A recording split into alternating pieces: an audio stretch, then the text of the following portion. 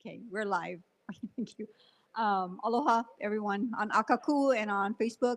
Again, if you have a cell phone, which you all do, please silence it. If you have to have a conversation, please have your conversation outside so that we can proceed with our meeting. I invite our speakers to be part of our seating here so that we can reach you quickly as we get through the evening's agenda. So we have a few announcements. Okay, first of all, please do not walk on the basketball court. I don't know where I am.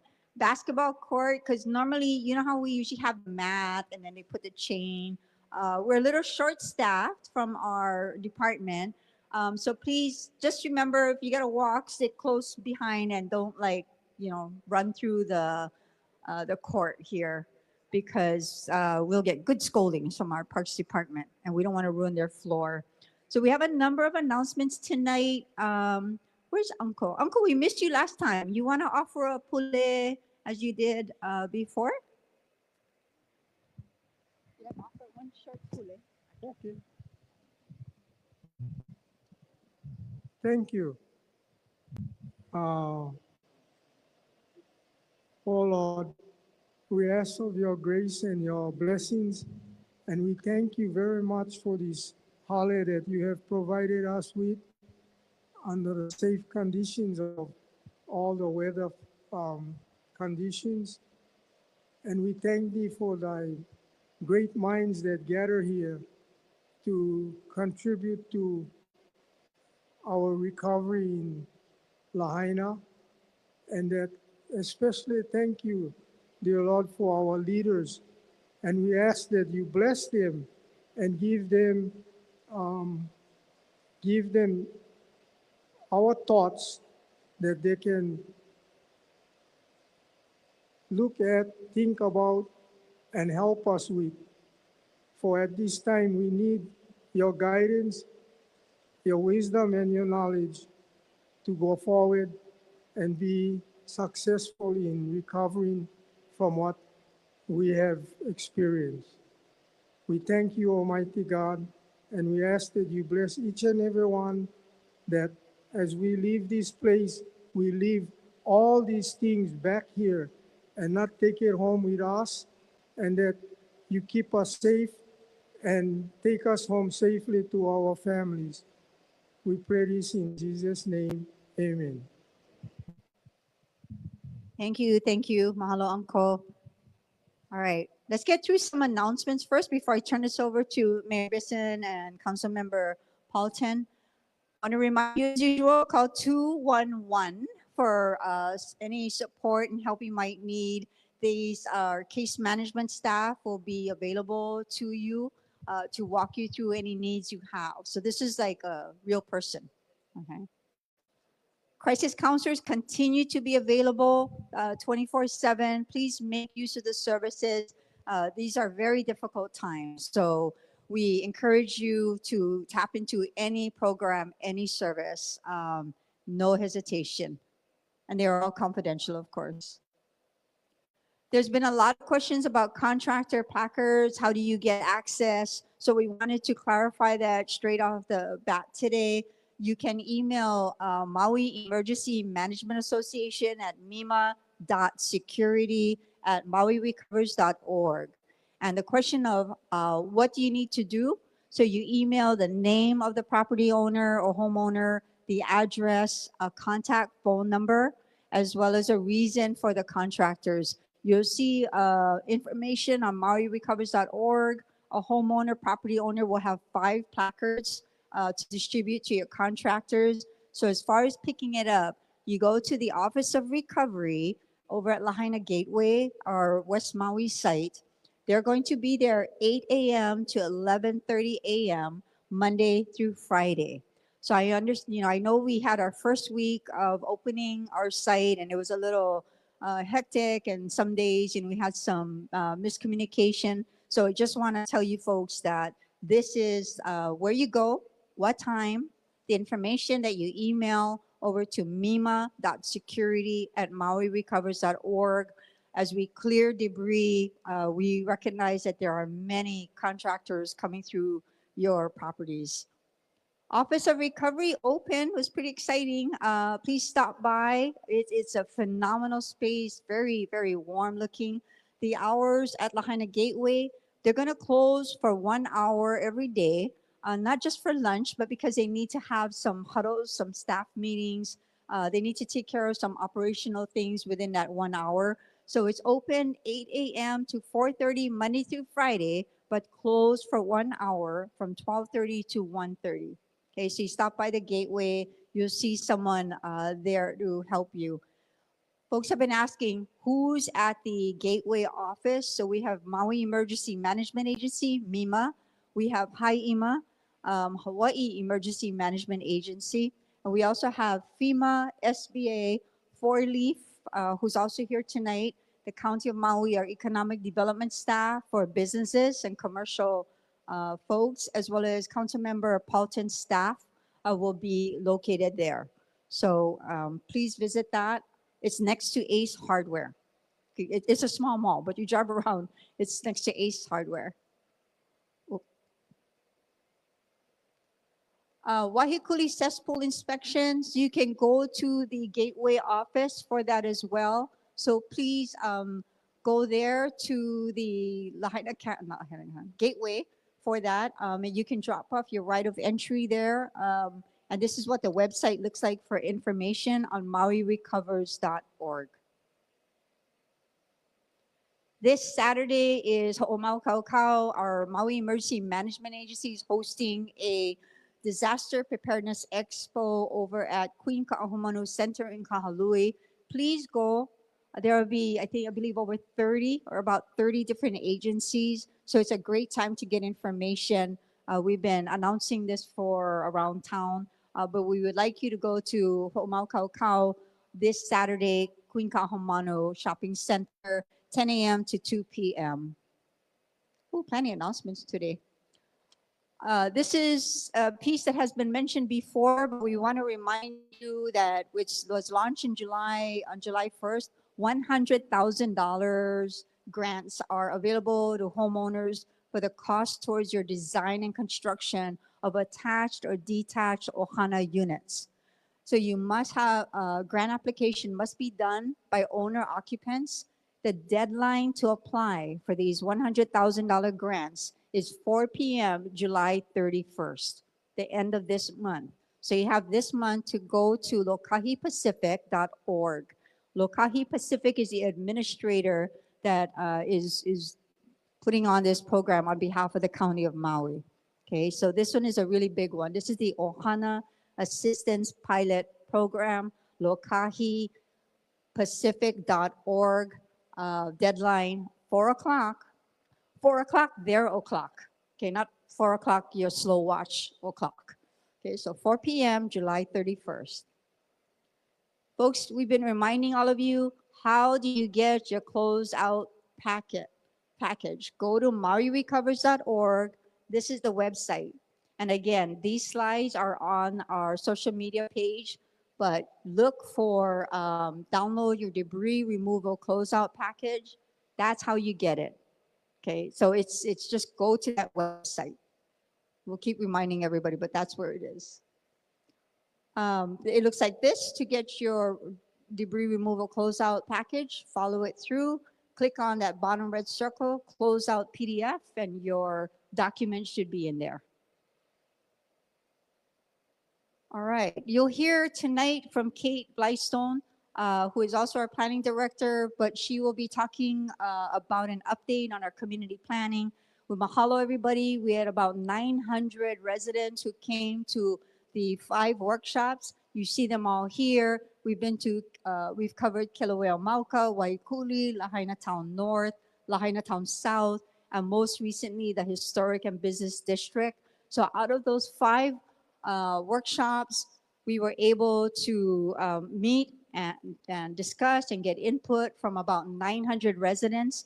A lot of information, a lot of mana'o. So Kate is going to share what the next steps are with that tonight. Oh, I'm not sure. Oh, this is okay. We have heard from you previously concerns about getting your parks back. specifically Wahikuli. Correct, right? Wahikuli. So please excuse the words on the screen. It's just part of a video. We wanted you to see a clip of a video that's going to begin running on Akaku, I believe, tomorrow. But a portion of it is about Wahikuli. This is a very difficult and sensitive. We want to approach it the best we can, but because the communities have asked for a return of their parks and access, and out of concern for houseless who have been also making best use of the parks, we wanted you to know that this video is going to begin running, talking about our efforts and the dignified way that we are trying our best to approach it. Mia, do I just click on the forward button?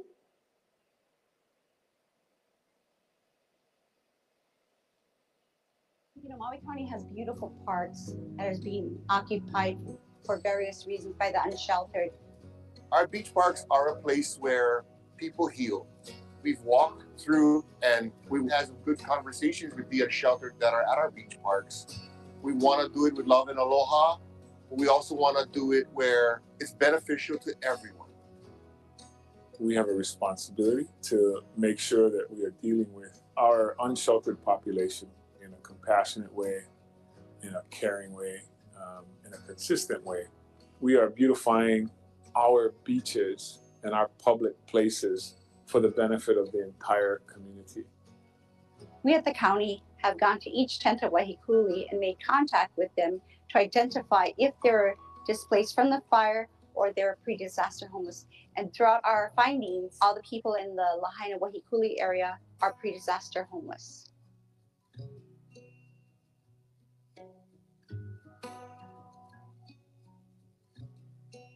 People don't understand that homeless is a very complex situation that has many different layers. When concerns come in, I contact the Corps police officers who are trained in mental health specialties, or the CPOs, the community police officers, and we go out and check out the situation.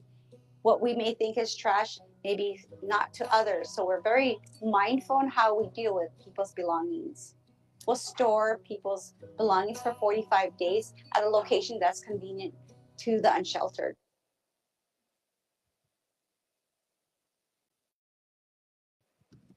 So we wanted to let you know that we are trying to address the situation. We're doing our best. But this video clip, which is a part of a longer one, is I think 7 minutes, that will talk about the complexity of it and the things that we're trying to do and working on. But because this community came to us and asked for return of Wahikuli, we wanted you to know that it's mentioned in there in the work that we're doing. Okay, Mia, it's stuck. Forward? Not forward. Sorry. Oh, Manol. Okay, got it. Thank you. I didn't understand. Thank you, Colonel. So tonight you're going to hear about the status of debris cleaning, including Kamehameha 3rd Elementary School, permitting information from 4-Leaf. As I mentioned earlier, Kate will be here to give you an update on our community planning.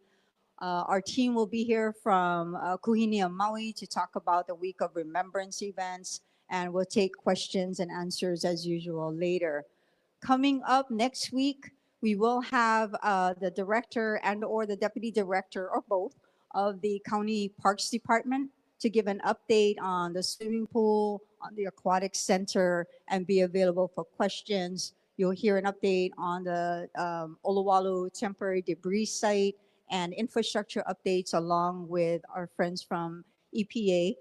The Environmental Protection Agency team will be here to give their update as they complete their work through the to the area. Oh, okay, lots of updates. So at this time, I'm going to give this over to Mayor Bisson, as usual, followed by Councilmember Paulton. Mahalo Mahina. I want to start by thanking Kupuna Kabanila for setting the intention of tonight's meeting and offering your pule for everybody. Thank you so much for doing that.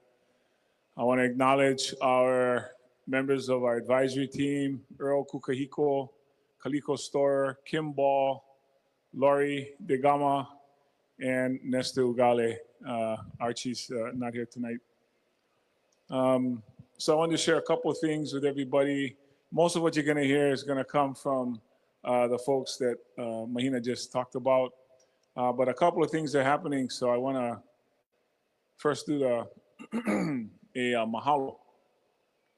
So I wanted to ask Keanu Lauhi if she would please step forward.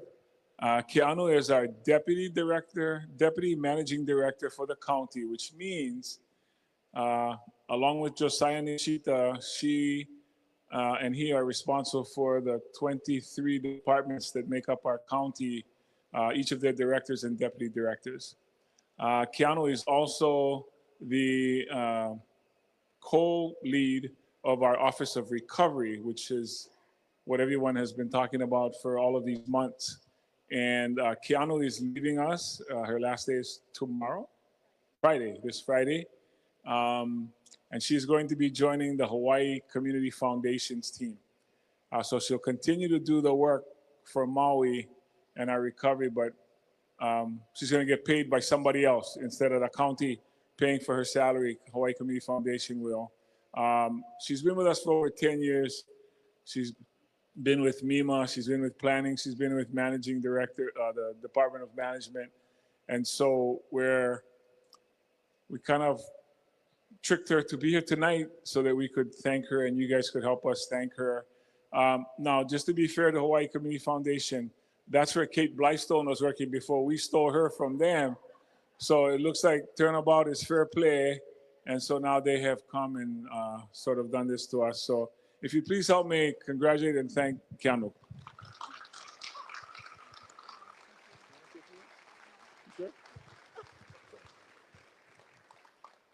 So she doesn't want to say anything right now. So please ask her a question from the audience tonight. So she'll have to get up here and take the mic. Today, the Molokai Planning Commission approved the bill that's coming through. Well, what they approved is to send it to the county council for their review. So after hearing testimony and presentations, they made that decision today. Unfortunately, the Maui Planning Commission is still, they're still dealing with that on their side, and July 17th will be before the Lanai Planning Commission. So the way it works is the Planning Commissions hear the testimony, they deliberate, and then they decide whether to approve it and pass it on to the county council. So that's what we think from the administration's perspective, that was good news today. I'm going to leave the rest of the updates for everyone else to talk about, especially what we will be doing in 4 weeks from tomorrow and for that weekend. So I'm excited to get to that. So I'd like to turn the microphone over to your council member for West Maui, Councilmember Tamara Paulton.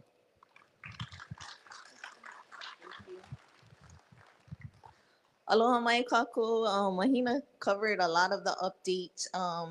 I just wanted to share that I've been getting a lot of complaints about the Ohana Assistance Dwelling Unit program just because people feel that they can't get their permits by July 31st. And so Chair Lee and I have been kind of talking about it, and she's going to try and see what can be done to adjust it a little bit because it's not super realistic to imagine that the program opens July 1st and you can get a permit by July 31st. So we'll be working on that. The other thing, kind of big news, is the county, under the urging of Councilmember Gabe Johnson, is embarking on a feasibility study for a ferry between Maui and Lanai and Maui and Molokai.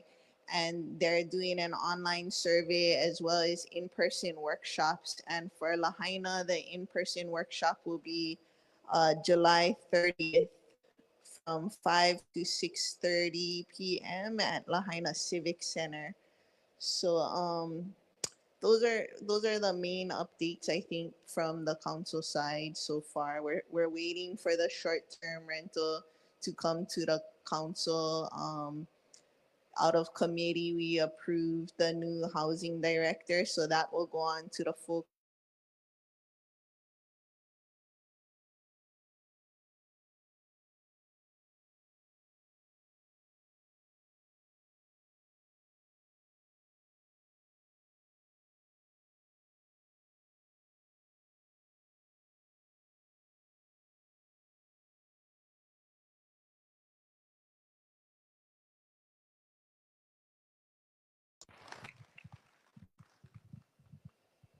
Aloha, Lahaina. Boy, do I have some good news tonight. So just to review the numbers. We are chasing $13.99. That is what we consider our denominator right now. It could change one or two blocks, but $13.99 is the number we're trying to get for residential clearance. And I'm happy to say that we have cleared of that $13.99, we have cleared as of today 1,325 of those properties.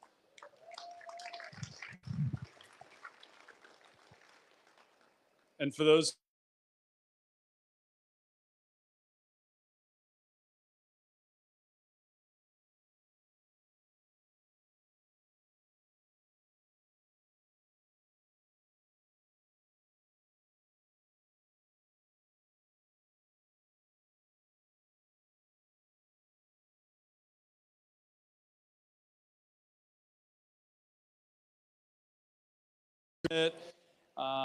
so that number for lots complete, which remember is what we call capital C, complete, that is 1,113 or 80%.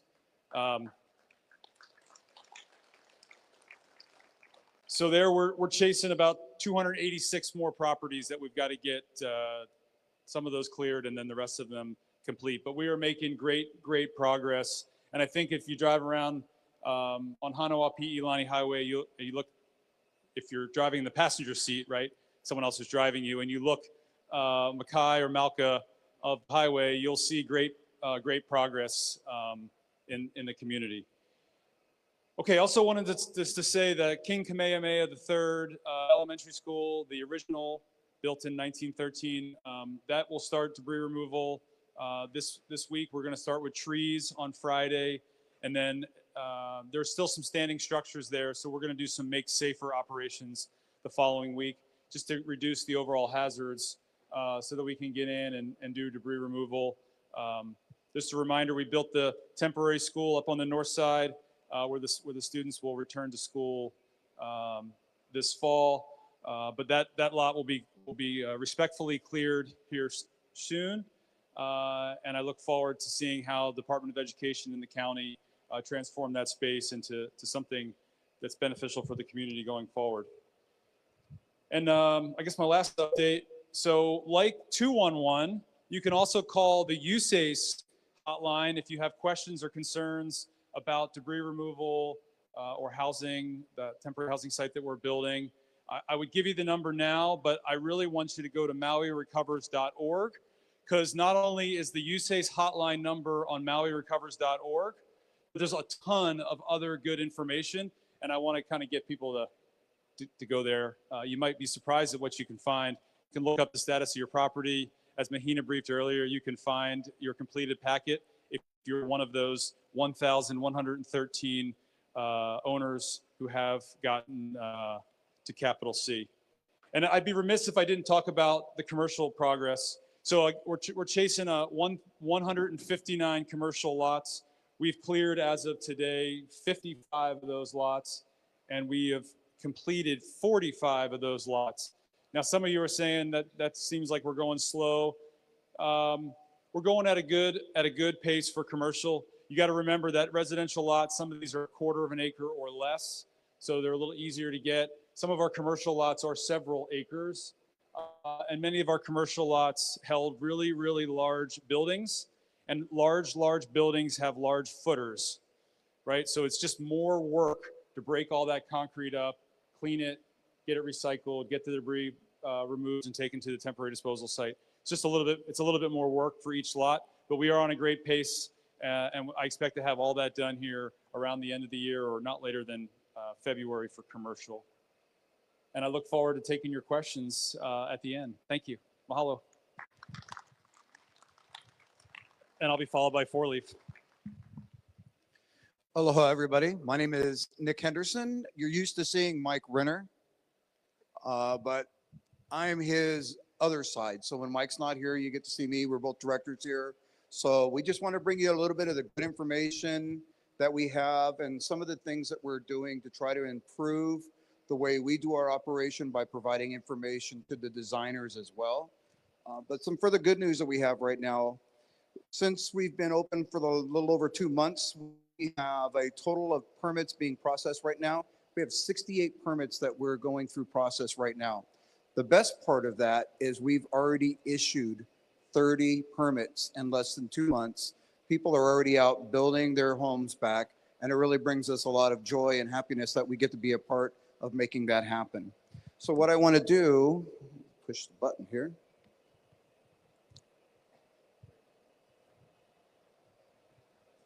There we go.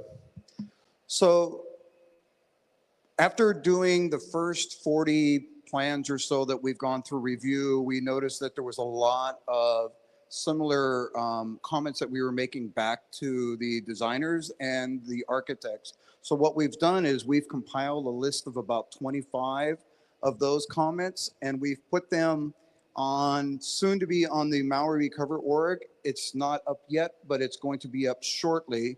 But what I really wanted to do was show you a few of what they are, so what we've done. So some of the most common corrections that we have, what we're doing is we're listing the issue of what it is, saying, for instance, this one is setback lines must be shown on the plans by the codes, list development standards, heights, elevations. So these are the comments that the county needs, so that we're making sure that they're on the plans. But what we've done is we've added a solution. So what we're trying to do is give not only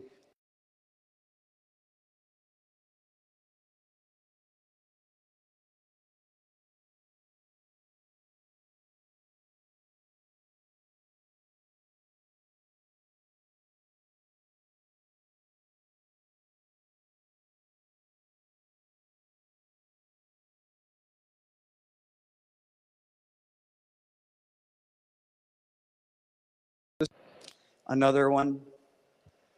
Plans must be signed by the design professional. A lot of times they submit the plans, but they're not signing them. So we need to make sure that they sign their documents that they're doing. But this is, when you go onto this website, they'll be able to look at every single one of the common denominators that have been slowing our plan reviews up as they go through. Houses require fire protection from the attic, so making sure that they're saying that they have the half-inch drywall, so it's protecting the homes above the garage and beside the garage. We're giving them all the information. All they got to do is put it on their plans.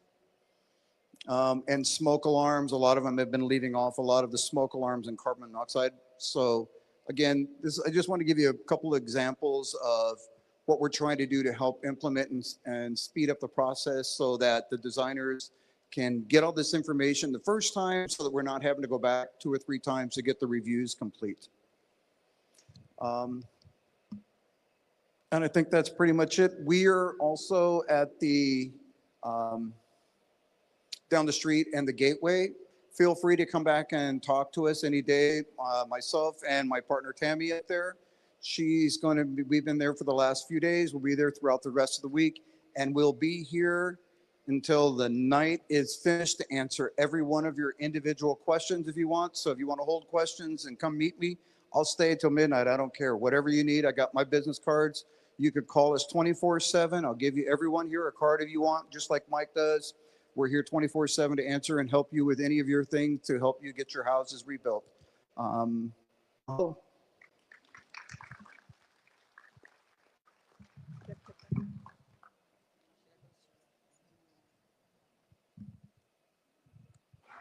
Aloha, he kako. My name is Kate Blystone. I am the director of the planning department, but I am also the co-lead for the long-term recovery plan and the community planning team. And so I'm going to talk tonight about long-term recovery. So we're right now in the process of creating this plan. After disasters like what happened to us in Lahaina happen across the country, they create these long-term recovery plans. And within those plans are projects and programs and timelines for implementation of those things. These are projects and programs that lead to the rebuilding and recovery after a disaster. Those projects and programs in that plan gets us access to funding that we've never had access to as a community before. So it's really important that we gather these things together so that we can be prepared to access these funding sources. So that's why we're doing a long-term recovery plan. One thing I want to say before I move on to the next is that I've heard some rumblings out in the community. I imagine I could get a question about this during Q&A, so I'm trying to prevent myself from having to get up later, but feel free to ask me questions later. This plan does not slow down rebuilding. If anything, doing this plan, gathering all of basically our shopping list, whenever you go grocery shopping, you gather a list. Gathering all these projects together makes it so that we can access that funding more quickly, so then we can recover more quickly. So I want to say that. It does not slow down your individual building process. Wanted to be really clear. So since January, we've been doing a lot out in the community. You've seen us, there was public testimony that happened. We had 2 questionnaires and surveys, and those are 2 different kinds of things. If you want to know the difference, you can talk to me later. But the most of our work over the last couple months has been in these neighborhood workshops. How many have you been, has anyone here been to our neighborhood workshops? If you can, raise your hands. Thank you. And thank you all so much for coming. So these were on Saturdays in the afternoon, right? Saturdays are sacred, but I appreciate you coming because your sharing your mana'o at these meetings will get us to a better long-term recovery plan, and I'll explain why in a minute. So these workshops, we started in Kilauea, Malka, in Mill Camp area, then moved on to Wahikuli, and then like Mahina described, we had the Lahaina Town North and Lahaina Town South workshops, and then we did one for Central Business District. And a total of 900 plus, we had another 130, I think, online. We had an online workshop running for those folks who aren't here anymore. And we had good feedback there as well. So while those workshops were going on, I'm gonna skip back. While those workshops were going on, we were working with our team. So you've heard from Jordan Molina. He's working on the infrastructure team. We've worked with the housing team. We've been talking with all of these state, local, and federal partners to gather projects that we know are out there and programs that we know are out there. And we're gathering those together. Now we're gonna take all that feedback we got and compare it to the projects that we know are out there and see if there are any gaps. And what that's gonna help us do is create the long-term recovery plan, if that makes sense. So your public comment helps us figure out what we're missing from what we already know. So what happens next is that in August, you're gonna see from us a public engagement report.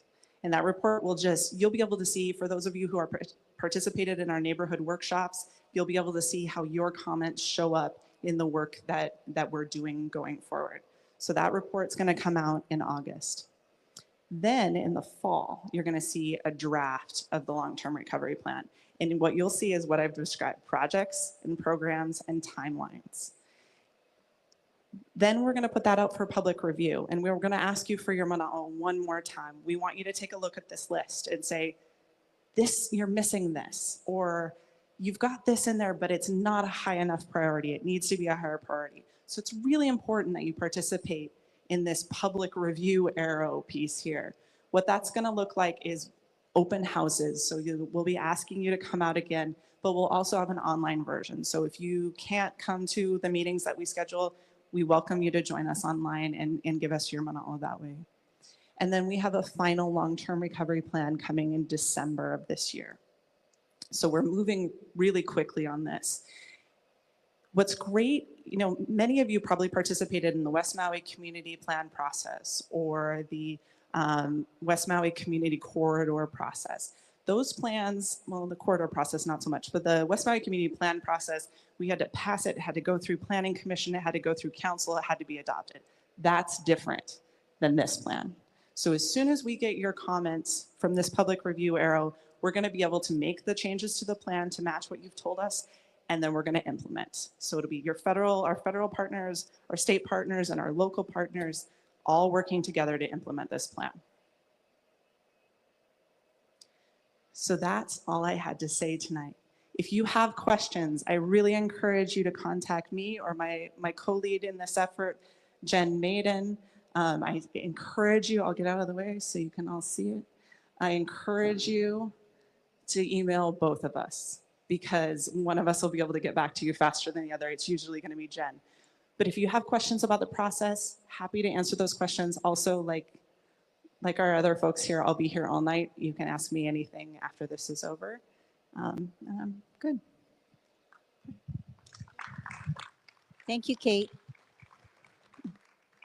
So you can be here all night to ask questions, but we're going to turn off the lights at some decent hour, and then you can go in the parking lot and ask them all. I'm just kidding. I'm not. Our last discussion presentation for you tonight is about Kuhinia Maui. I'm sure you saw some publicity. I hope you have. The county, together with community members, have announced a number of events. I'm going to bring up our organizer, Daryl Fujiwara, in a moment. But what we really wanted to do was offer resources and support for community events and ideas because they were organically happening anyway. So we thought this is a good way to work together. So all the events that you saw us announce are all part of that and born from that.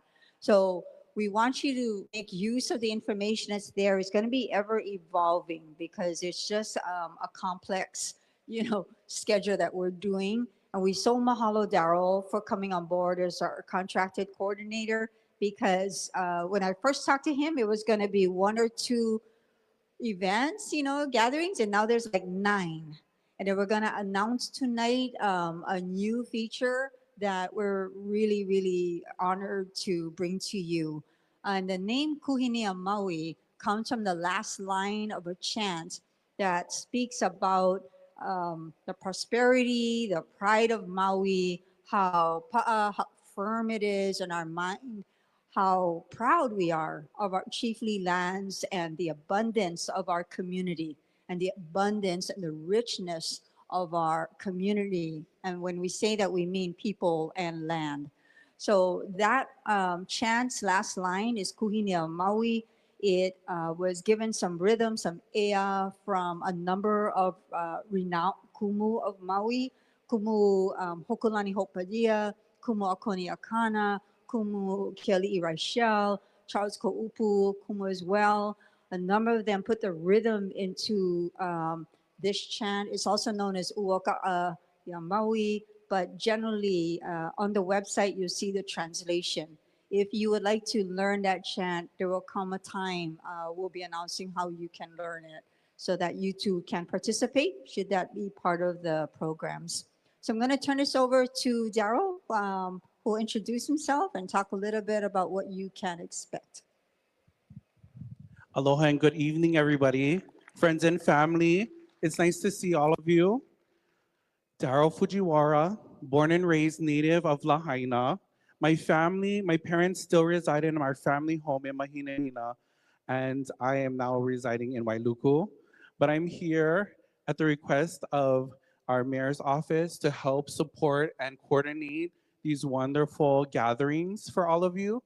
KuhiniaMaui.org, if you are able to access it. I hope we have maybe some printed copies of the schedule. But we have 9 events, as Mahina had shared.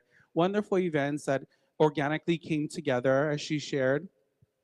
The first one is a paddle out at Hanako'o Beach Park, and that will be on August 8th, starting us off in the morning. In the afternoon or midday, we'll also be doing a lunch in Kula for the Kula community and upcountry community. That evening, we'll be here in the Civic Center from 5 to 9, and that will be the memorial event for the 102 that had passed away. So we invite you all to find your place, wherever you feel comfortable to join us that day. There's many opportunities for you to be with loved ones, be with community, and not alone. The next day, on the Friday, we have Kupuna meeting here. Same as the clubhouse, basically, but we're giving them another location to join us, and that is from, I believe, 9 o'clock to 12 o'clock. And that'll include bingo and all of their fun stuff that the Kaunua Clubhouse coordinates. And so if you're interested in that as well, please join us. Bring your kupuna. If they cannot, drive themselves and you're off that day, we invite you to bring them with you and come as well and enjoy.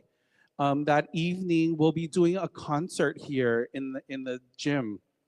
So we want to invite you all to come to that. If you're part with work and you're wondering what to do, there'll be wonderful entertainment here. And the whole crux of that and the theme is songs of Lahaina. And so songs that were written for Lahaina, for our community, new and old, will be shared that evening.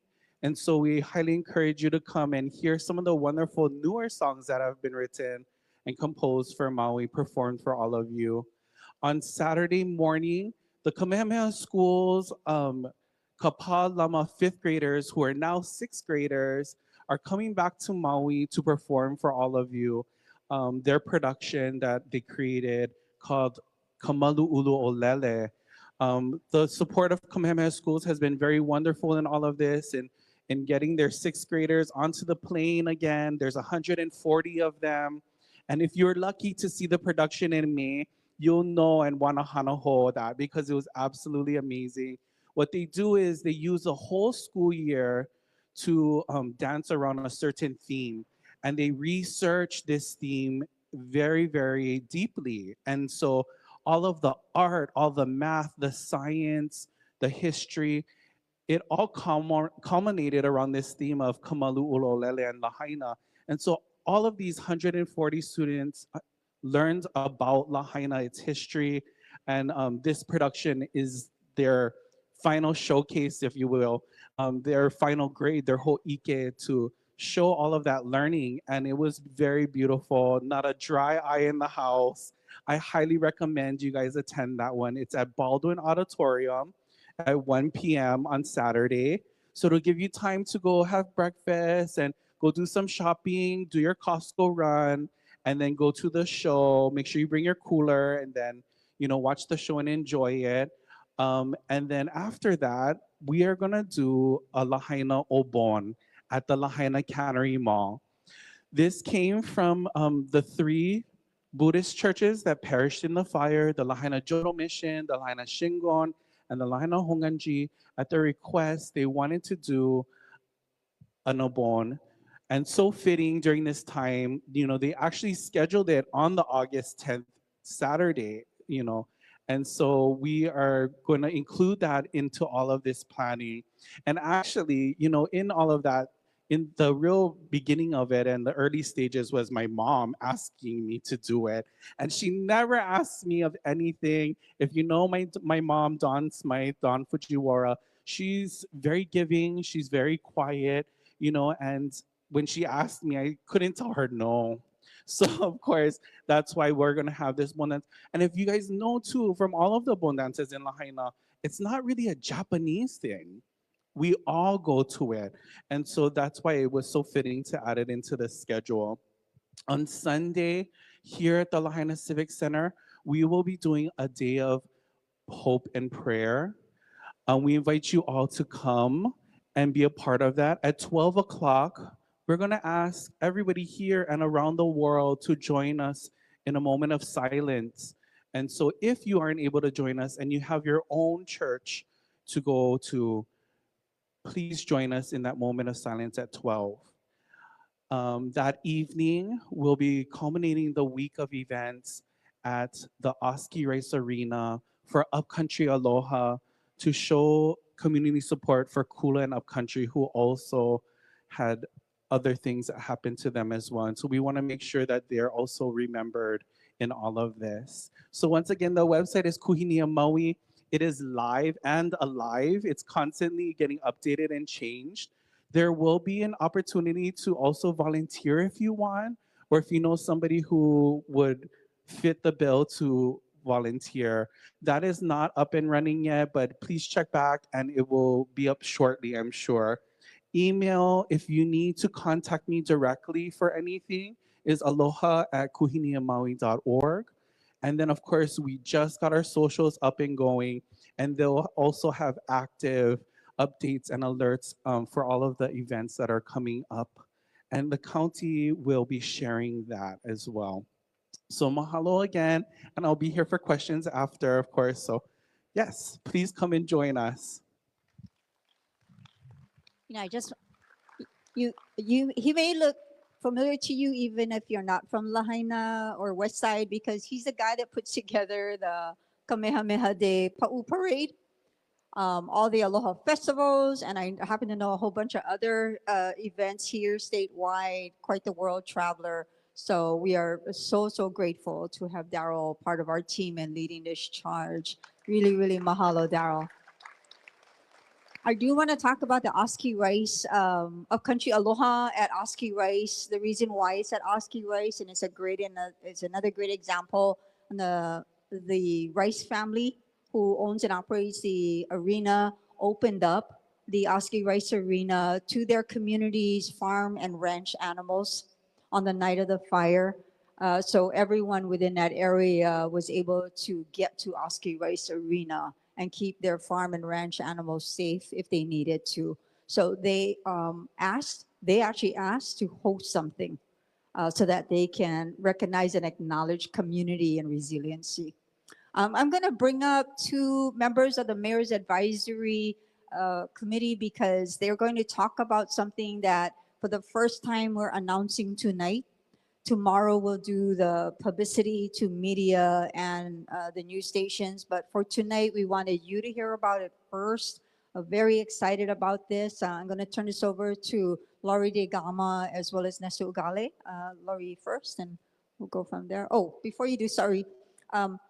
We're gathering stories of gratitude on the Kuhinia Maui website. You can get the QR code as well. We're going to create these Mahalo storyboards.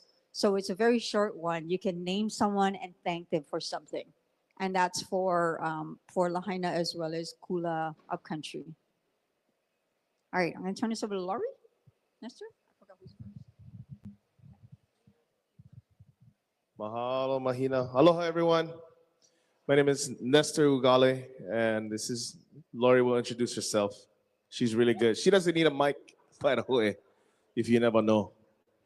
I just want to mahalo Daryl. That's my classmate, everybody. That's my classmate. Had to throw that one in. The organic in nature of the commemoration of the 1 year mark. I think it's really important as a community that it's not a celebration, that it's not a party, but more deep with reverence and remembrance, right? As a community, I feel like anyone that I speak to along on the streets, whether it's be in a personal or social or professional capacity, it's gonna hit one way or another. If it hasn't, it will. We understand that on this marker of 1 year, 365 days later, understand that there's gonna be some type of healing, hopefully. I think at least some hope, right? Some hope for the future and a reason to think beyond.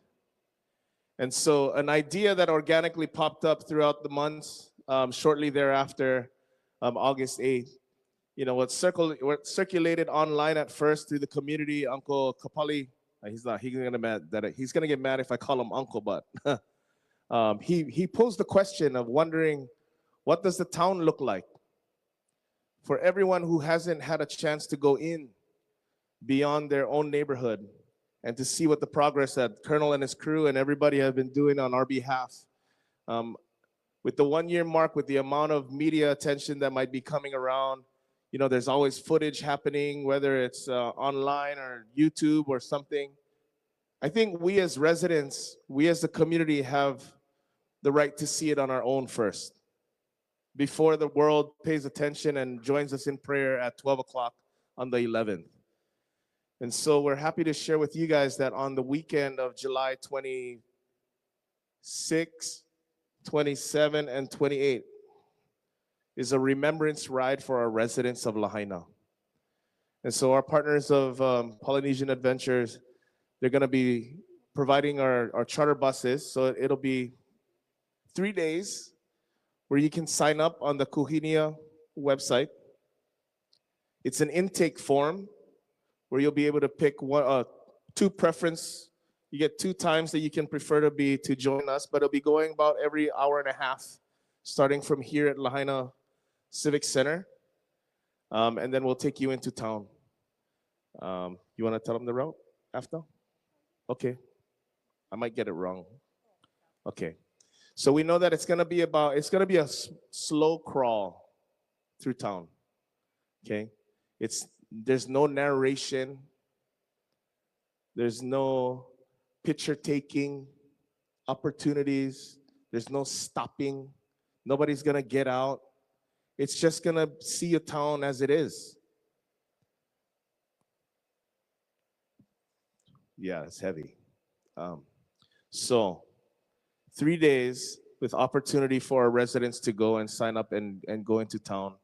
So it'll start here at Lahaina Civic Center and end here, right? What's important, most important, is it is going to be prioritized for our residents only. So all of the intake will have everything from your prior address, okay? And you'll be able to sign up for you and your family. And then there is a screening process. So we'll definitely, if you have no connection to this place, it's not for you, essentially, okay? But again, the purpose of this is to find hope and to heal and to really put our people and our community first. Okay, mahalo.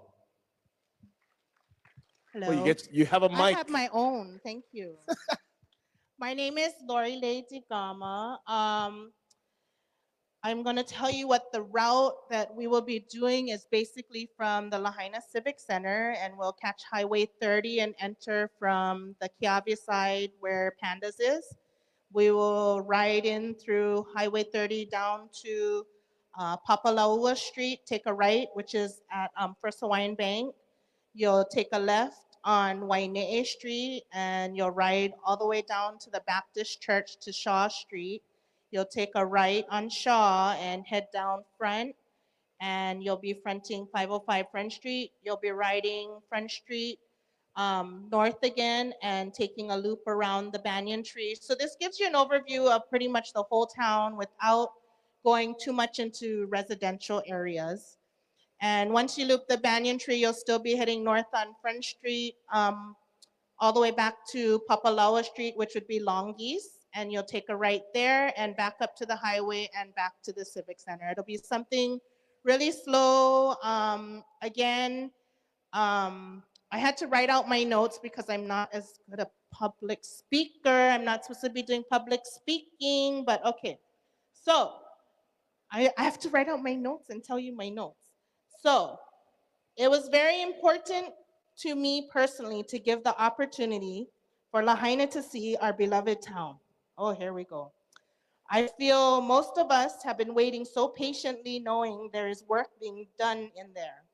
11 months after the fire, I feel all of us are homesick, not only for our homes, but the town we grew up in. Worked in on the daily, we are all missing Lahaina, however that may mean to you personally. It is not how we left it. She has been going through a lot of work. The goal again is to see Lahaina before she is all cleaned up, remember and gain some closure of what was and what will be. Sites and places will have a different meaning and emotions for each of you. This is a ride for Lahaina, the people of Lahaina, and who made up Lahaina. This is also not for everyone. You may not be ready to see her like this, and that's okay. We are all moving at our own pace of emotions. Please do what is best for yourself, and no one will know better than yourself. Once again, Mayor, thank you for letting us give this opportunity, making the community first. My favorite saying and words of wisdom from the kupuna of Lahaina who have gone before us and watch over us is from Auntie Primrose Keahi, we love you all the world, and Auntie Merle Medeiros of Mala, we come from Lahaina. This ride is for Lahaina. I push for this ride. I want you to have the opportunity to go if you'd like to go. So please take advantage if you can. I'm the crybaby. Thank you. She's a great public speaker. Good job. Mahalo, everyone. I don't know. Every time I hear Laurie say she can talk, she talk. We so love you both. It is an option, so it's for you. We just want to offer that respect as best we can. There will be buses available. They are chartered. We will also have the amphitheater for the week of the remembrance gatherings. We are calling it the Garden, thanks to Daryl Fujiwara. So the amphitheater will be set up as a drop-in place with crisis counseling available. Just a place to sit, check in, get settled, and it'll be there available during the Remembrance Ride days as well. So much aloha for you. I was trying not to cry when Laurie was talking because that's Laurie. But limited seats. We currently have enough buses for 750 seats. We can expand more depending on the demand. We just wanted to start somewhere. So you will get greeted, board, get on the bus, and then when you're all done, welcomed into the garden area if you want to check in as our way of offering some hospitality and aloha and a chance to just settle in. So very, very proud of both Laurie and Nestor for asking for the remembrance rides for residents. But again, this is for you, for your hometown. We're gonna go into our Q&A. We have all of them here again, our friends from FEMA, EPA, we've got the Kuhinia Maui team here, we've got Colonel, and we of course have Kate from our Department of Planning, Keanu, who Mayor said to ask questions, and Forley. So where's our microphone people? Is that you guys, Tina? Okay, I'm gonna give you both the mic. Okay, and again, out of respect, raise your hand. We'll call on you. Try not hog the mic because Tina, folks here are super nice.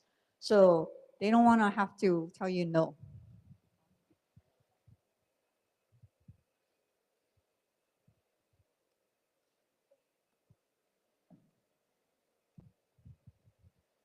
Sound check. Sound check. Okay. All right, we're going to start with Mikey there. I'm not supposed to tell anybody that Mikey Blando is here, but Mikey, go ahead, give her the mic.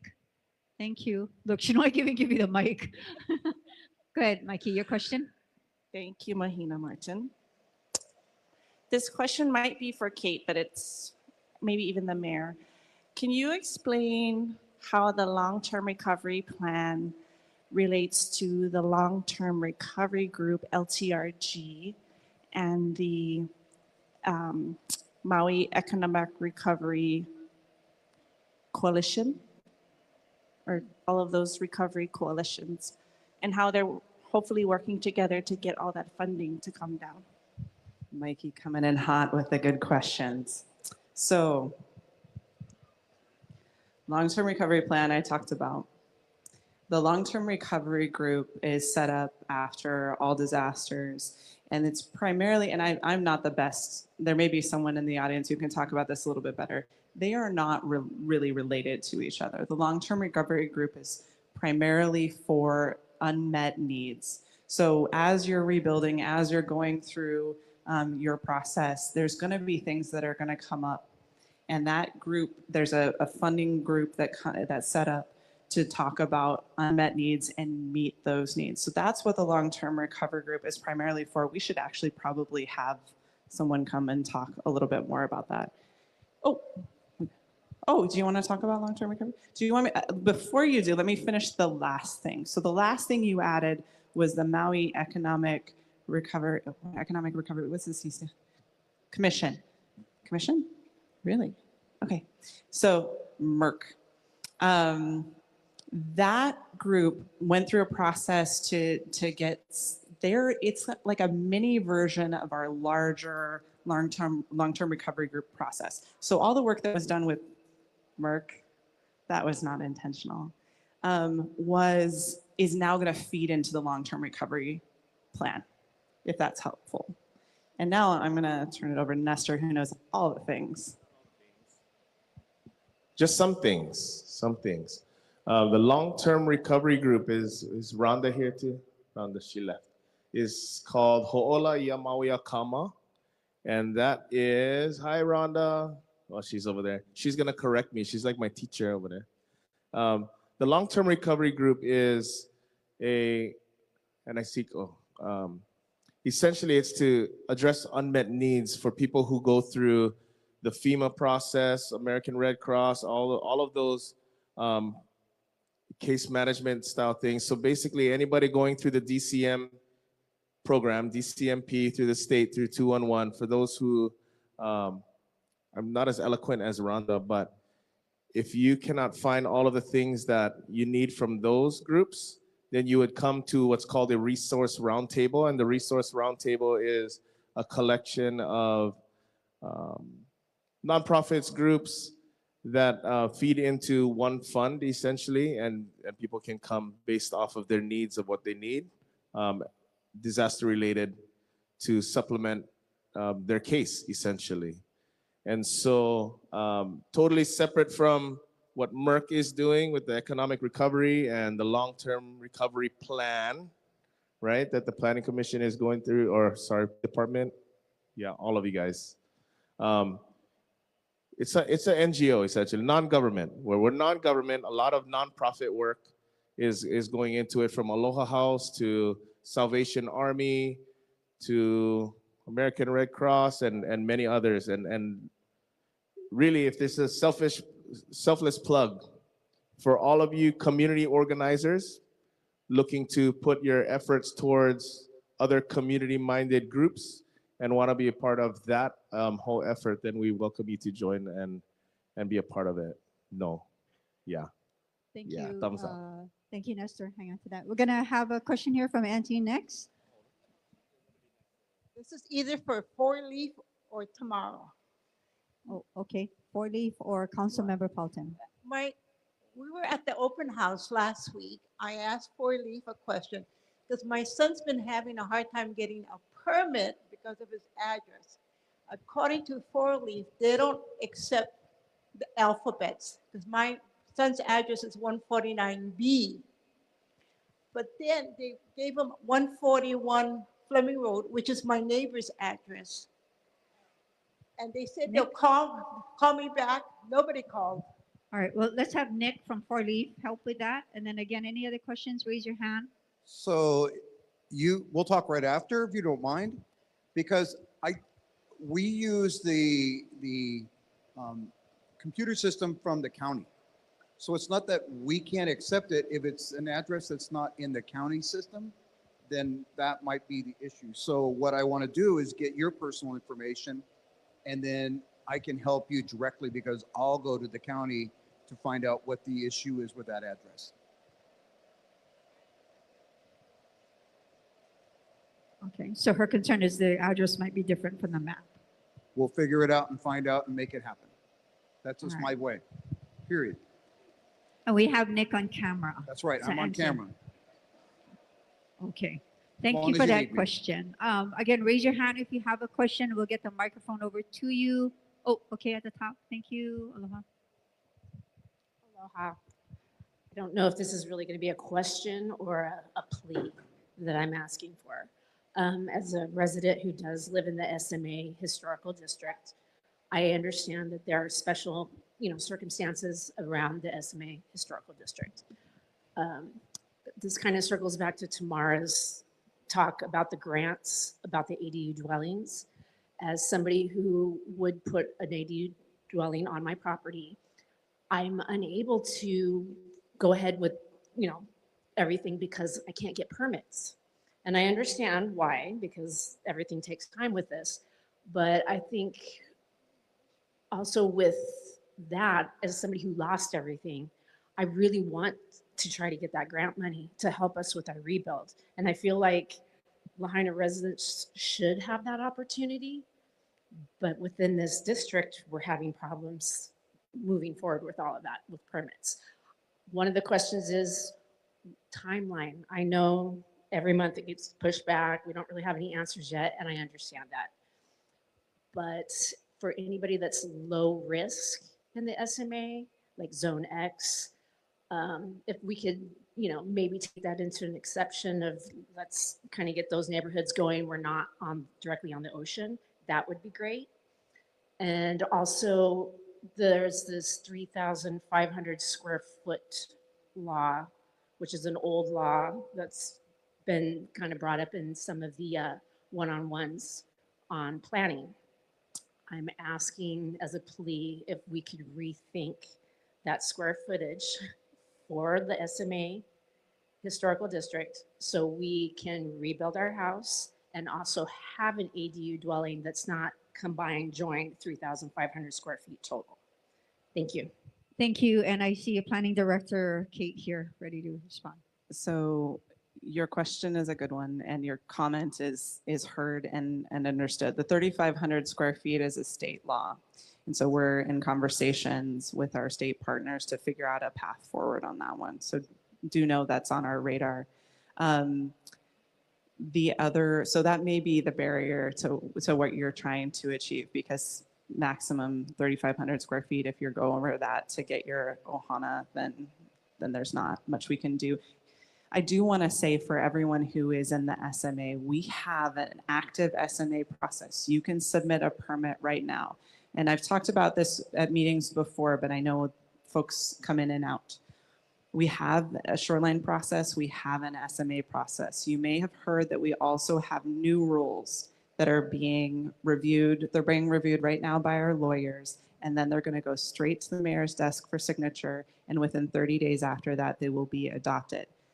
But you can go right now.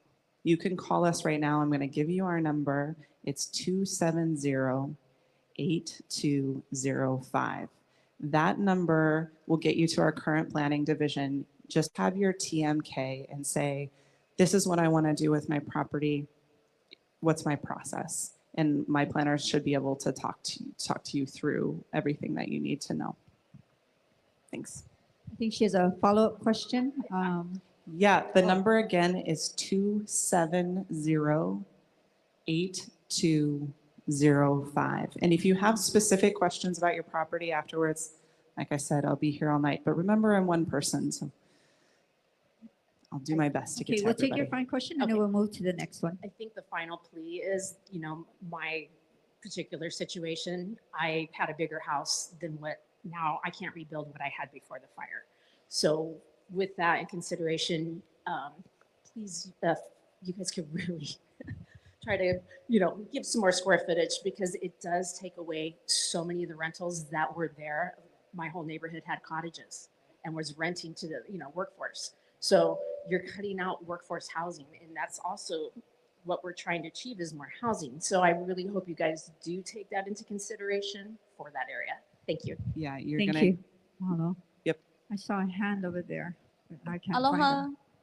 I realize that this is not a top priority, but I just wanted to know, as a resident of Kilauea Mauka, whose idea was it to cut down the trees at the park?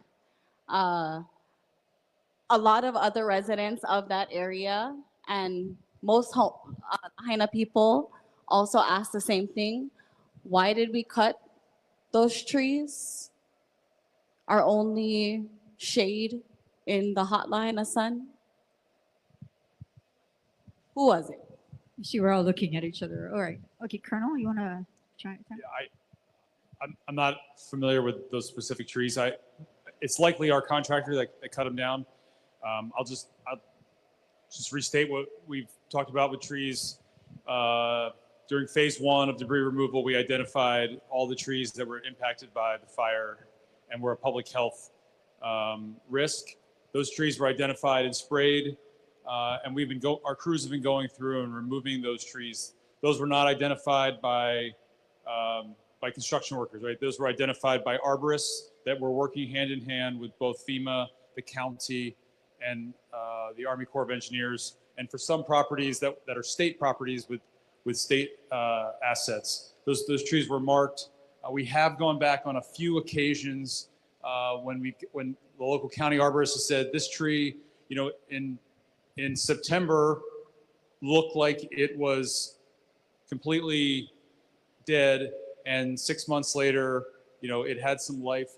On a few occasions, we've gone back and we have taken those trees out of the program and saved them. But we are in the business of public safety. We want to execute this mission expeditiously, safely, and we have to balance what a tree that could potentially survive with the low probability versus what would happen if it is what we believe it to be impacted, where it's not going to survive, and then it's potentially going to fall and injure or kill another citizen or property. So we weigh those. If there's a specific tree, I'm happy to send a teammate out to look at it to see. Yeah, mahalo. These trees were not affected. These trees are on Lahaina Luna Road, just below the bypass. So that one park that was used as a hub for a lot of our ohana up in Lahaina Luna Road area.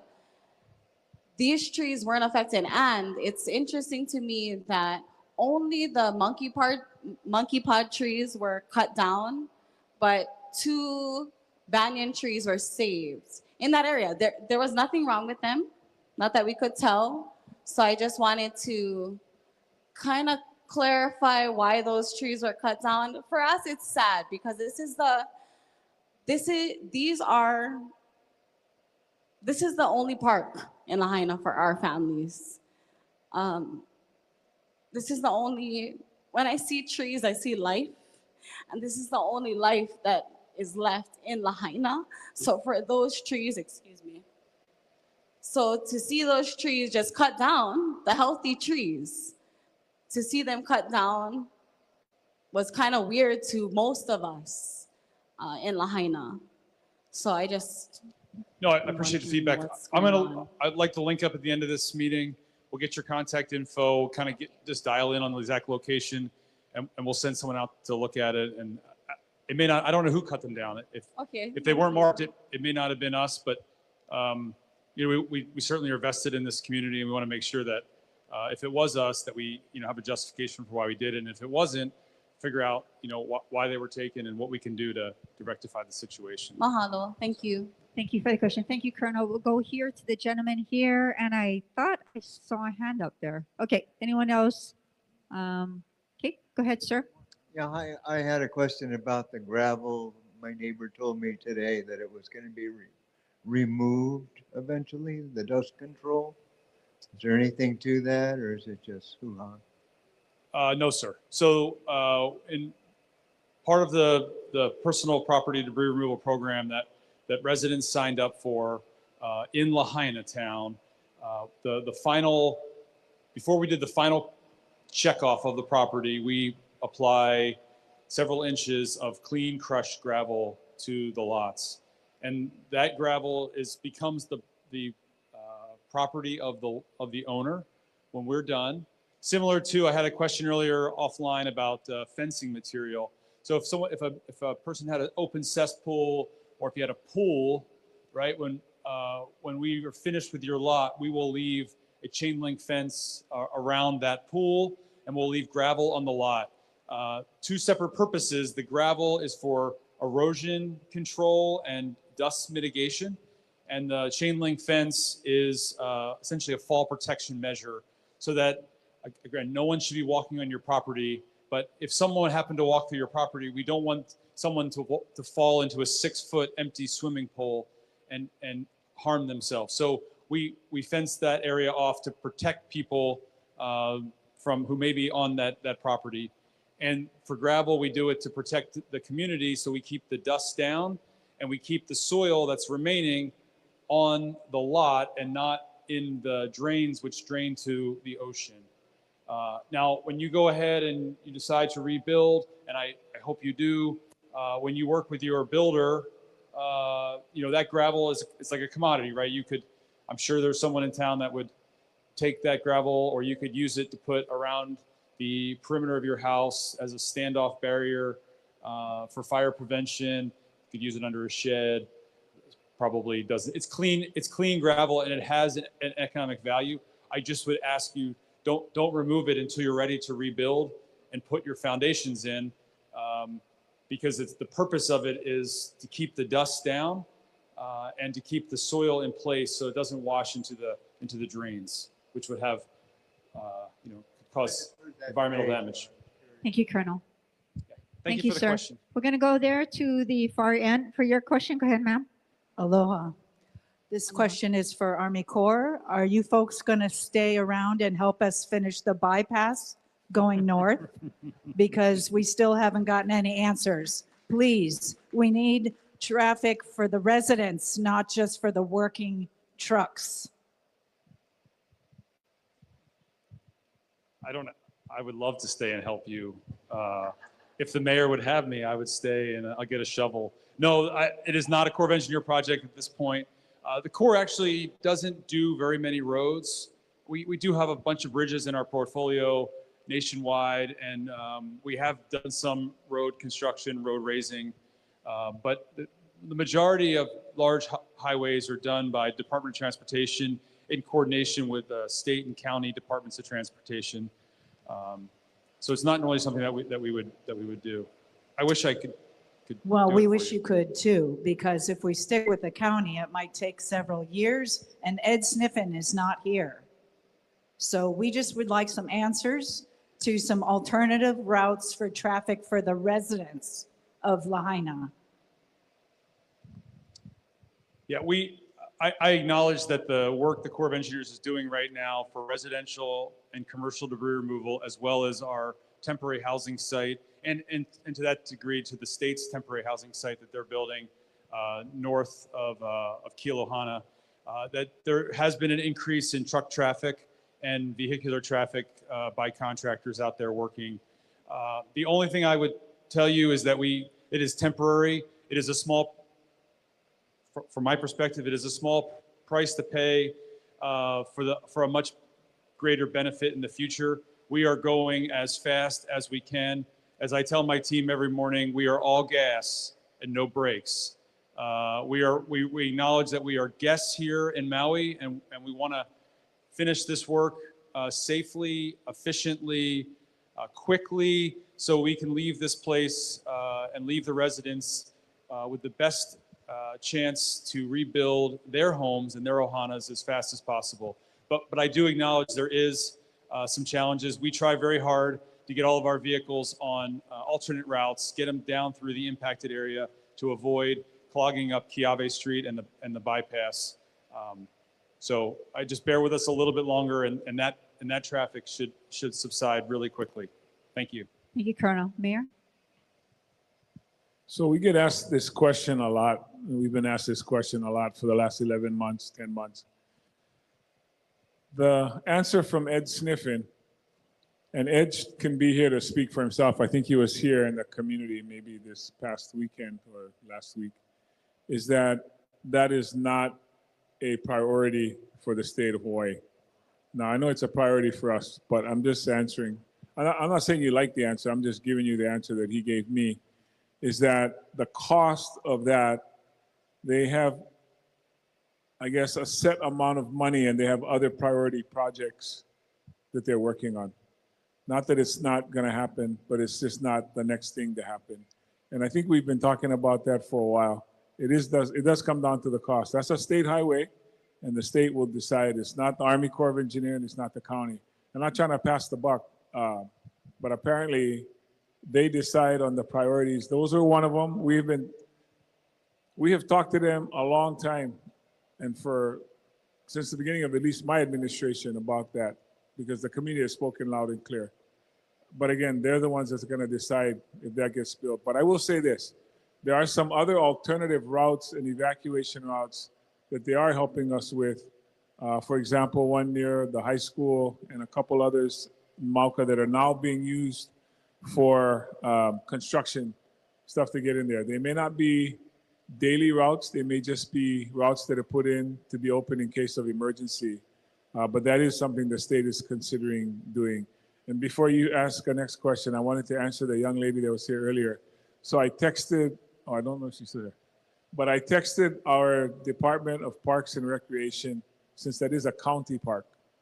And the arborist did determine that those trees were starting to rot, and that's why they were cut down. And they were cut down by a contractor that the county contracted. It was not the Corps of Engineers, even though Colonel stood up to take the hit for us. How about this guy, right? He's gonna take the hit for us.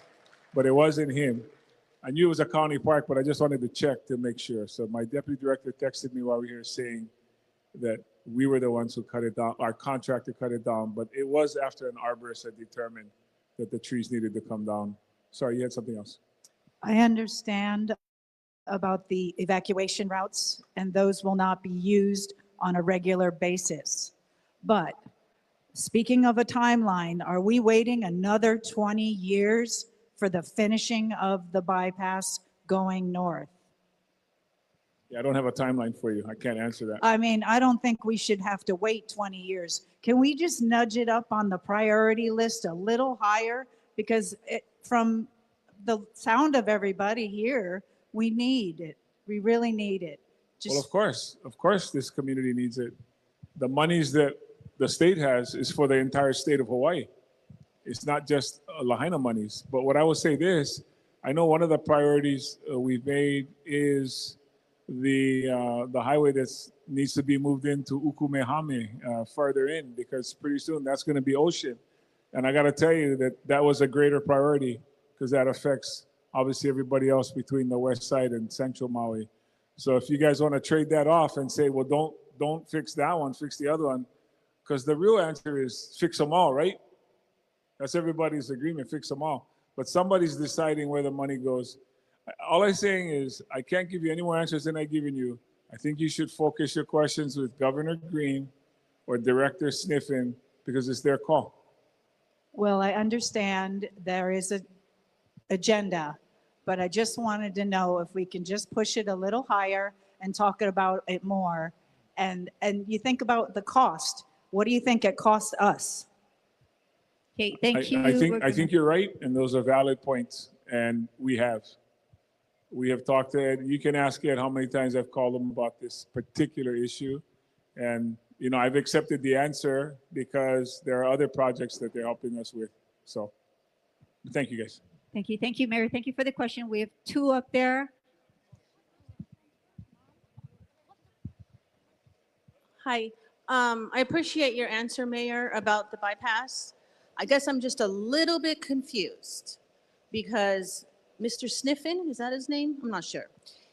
He told us we have no money. But April 18th, 2023, last year, Angus McKelvey secured $70 million for the bypass north. Where is that money?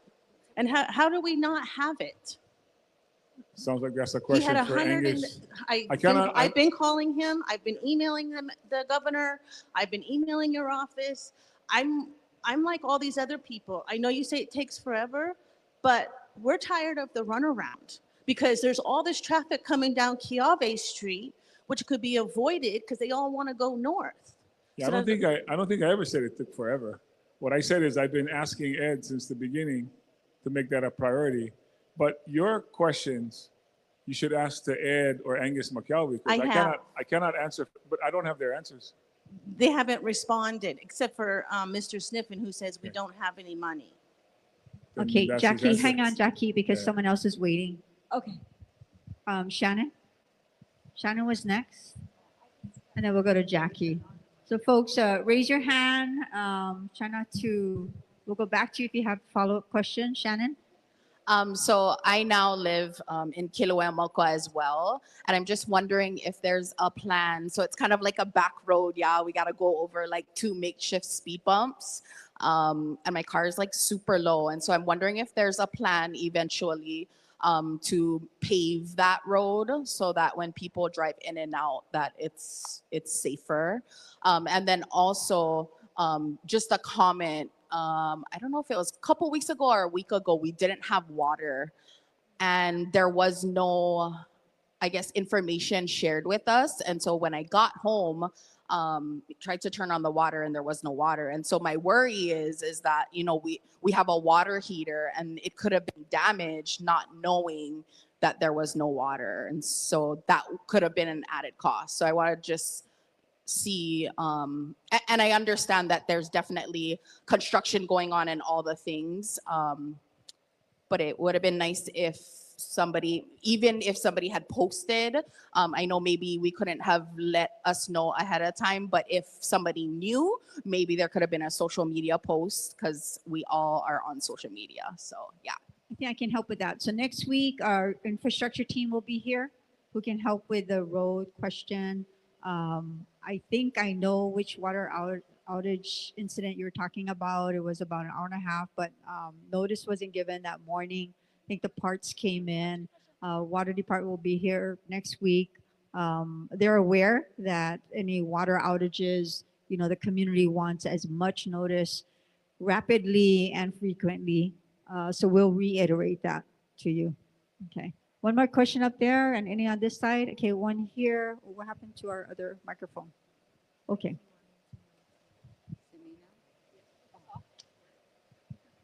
Okay, so I have pictures of the trees on Lahaina Luna. So Okay, I'm going to another ask you, hold the question. mic right on there Oh, so that everybody can hear. Sorry. So I have pictures of the trees on Lahaina Luna. I got it from someone that was one of my friends that live over there. But that goes back to my grandma's property. We live Puamana, Shark Pit side. Our trees, we had about 25 plus trees. 20 of them were mango trees. And I think someone cut down one that was still living because it had sap oozing out, and they told us was dead. And there's no air in Lahaina, and those trees are well soiled, way under there. So stop cutting our trees because we need them. Let me get in front Or of at the least camera. let us know why. So if your tree has a blue dot on it and it's on your property, that's a tree that's been marked for removal. As I said, in September and October when we assessed all these trees, we took an arborist and we made it the best assessment we could. There have been a few that we've reversed the decision on. As a homeowner, as a lot owner, you can request that a certain tree on your property not be removed, and what you're doing is you're essentially underwriting the risk that if the tree later has, you know, does die and fall over, that you acknowledge that, you know, you wanted it excluded from the program, and we're okay doing that. No, give me one sec. There's also trees is a complicated topic, right? Because I think the mayor mentioned it previously in a previous meeting. You know, not every, don't take this the wrong way, but not every landowner who has been living on a lot for a long, long time knows exactly where their property lines are. On Front Street, some of the lots that border that are on Mackay's side, bordering the ocean, there's actually a lot of that. Some of that land behind the lot is state land, DLNR land, and some of those trees are on DNR land. And so that's a separate process that we go through with the state to get access to those. So when we talk trees, it's complex of who actually owns the tree. If a tree's behind your property or near your fence, you may or may not own it. If it is,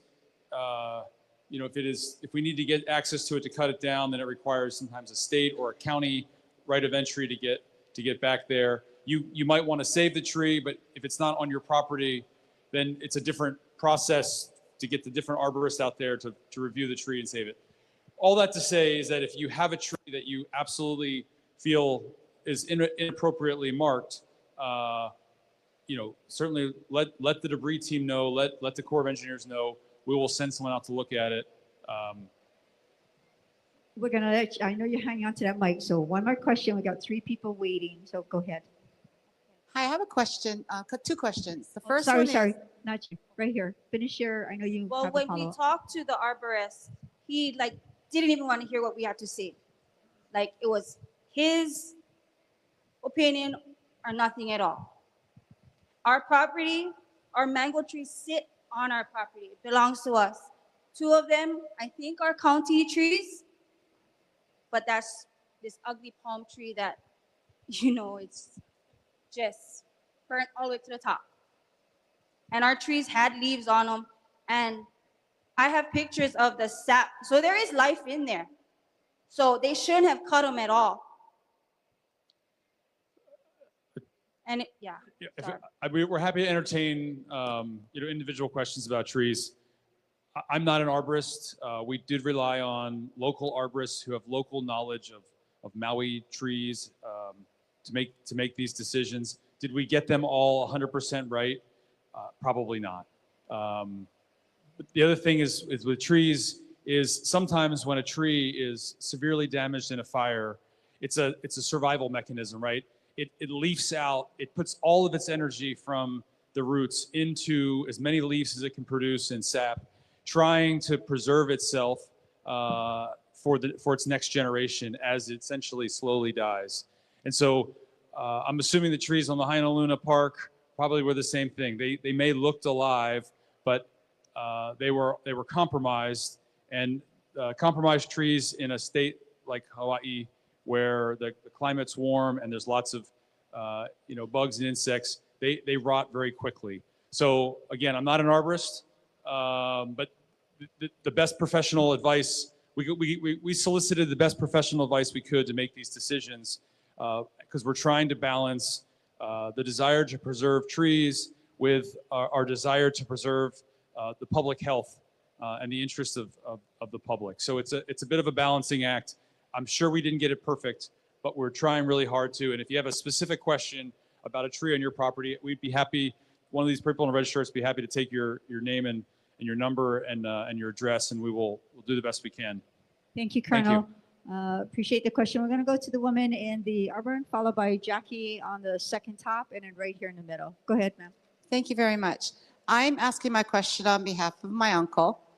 I have 2 questions. The first is, as we rebuild, and I see the permits, there's 30 that have been approved and 60-ish in process. Now, as that number increases, and one, are there enough contractors to do all the work? My question is that when you have your insurance money that you got from your current property, that was based on market value of your home. Now, I hear price per square foot is escalating at a rapid rate. Therefore, a homeowner may not have enough money to build the home that they want to do due to escalated costs.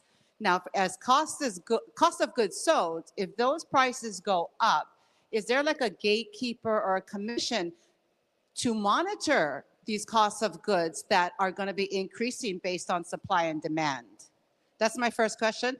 My second question is, my uncle did not qualify for any FEMA assistance. Therefore, he is using his loss of use from his insurance. Now, based that we are paying $8,000 to $10,000 a month in rent, that money will run out for my uncle. At what point in time can we see these $8,000 rents for a 3-bedroom house, which used to cost maybe $2,000? When can we anticipate that to come down, where an elderly man won't run out of his loss of use of his insurance funds to live before his house can be built? I'm not sure how to answer the first one. I will tell you there is a Department of Consumer and Commerce Affairs. They may be the source for how cost of goods are regulated in Hawaii. As far as the rentals, rent control, rent stabilization, anyone want to tackle that one on where we have options? Colonel's our mic keeper. So, yeah, with everything that's happening, the cost of building a house is going to be more now than it was 30 years ago. So I think we accept that that's happening. That also means the value of the house is more than it was worth at the time it was built. We don't have a commission or a gatekeeper in the county that is regulating any of that. What we are trying to do is hold these meetings find out where the needs are, and try to shift our focus to those needs. You know, a few months ago, the needs were getting a temporary debris site up and running. We had to deal with some obstacles for that. We're still dealing now with the permanent debris site, so we can move everything from Olowalu back to where we want. The reason I point that out is that battle and that discussion is what led to these lots all being cleared, the 1,300 plus lots that are cleared. So we know more now today than we did 11 months ago, and every week we're learning more and trying to get better at what we're doing. Right now, our focus, instead of issuing, I mean, it is issuing permits, but it's how to help people financially rebuild. While that wasn't our original either goal or mission, that is what it has become as the county. What can we do? Policies, loans, affordable housing, I mean, all the things that the county council is imposing and we're doing. How can we be more acute and get something done so that we can answer those questions? So the more you ask us the questions, the more you give us information, the more we can shift our focus to where it's needed. You know, people talk about supply chain, people talk about the cost, the availability of contractors. I mean, that's all true, and that's all. What can we do as a county, as a government, to help with that is what we're learning and still doing and trying to find out from other places. Your second question, can somebody tell me what that part was again? Price of goods, DCCA, rent. Okay, the rental. Okay. So what we're hoping is two things. The TVR bill that I was mentioning earlier, Molokai Planning Commission approved, that we hope the other two commissions will approve too. And of course, we hope will pass the council. It will open up, we think, an inventory. Now, there are legitimate disagreements on this topic, let me just say. But we believe that that will open up housing without building new housing, housing that already exists. In fact, units that were built for workforce housing that was converted to vacation rentals. We're hoping that's something. By increasing the inventory, we hope the supply and demand will have an impact on lowering the cost of rent. The county is also proposing rent stabilization. That's a big thing. You know, this is all happening while everything else is going on, by the way. But just so you know, the rent stabilization part is trying to see what we can impose by law to try to impact the rates that are being charged. As you probably know, when FEMA, in helping everyone, also created an artificial rent. And I'll just explain it this way. There are two rental markets in our county. There's the long-term rental and there's the short-term rental. They're both legal, but the short-term rental is much higher because it's a per night amount that people get, and sometimes they rent their place for the whole month and sometimes they only get a week out of the month. So they factor that into how they decide their amount. The long-term rental, most people sign a 6-month or a 1-year lease or longer. You set that out for the whole time so you know what it's going to be. Well, what ended up happening with FEMA is they agreed to pay these short-term rental folks who adjusted to become long-term, but they still paid them the short-term rate, if you know what I mean. So whatever you were making nightly now times 30 is how much you're going to get. Well, that totally threw off the long-term rental market. Because if you were getting, and by the way, if you had someplace 3-bedroom for $2,000, everybody wants to know where that was. But for whatever the amount was, you know, I know you were just picking a number, but let's just say it's $3,000 a month, and now it's $8,000 a month.